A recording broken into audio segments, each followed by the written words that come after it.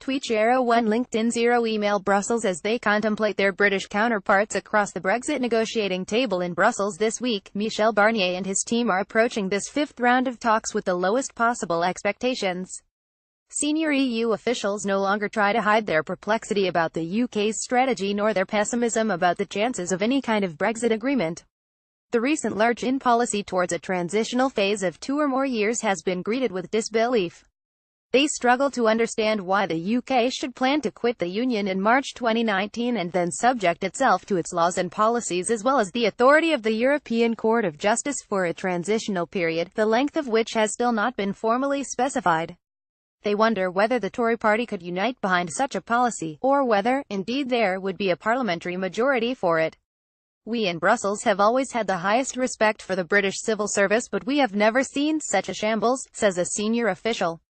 At the technical level the skills and competence remain as always, but it is being wasted by political leadership that clearly does not know what it wants and where the UK's relations with the EU should go. The gap in perception and understanding between senior officials and politicians seems to be widening all the time. The creation of the Brexit unit in Downing Street, and the consequent downgrading of David Davis and his department has created nothing but confusion in Brussels as to who is determining the negotiating strategy. This is less important than it may seem if the approach remains the same. So far, the Brits have been arguing to retain 70% or 80% of what they have now for membership without wanting to pay anything for it, says an official close to the negotiations.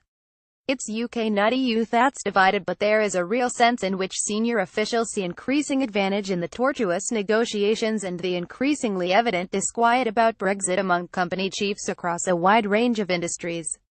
Contrary to the expectations of Boris Johnson and other Brexiters, there is absolutely no evidence that the British are opening cracks in the solid unity of the other 27 member states.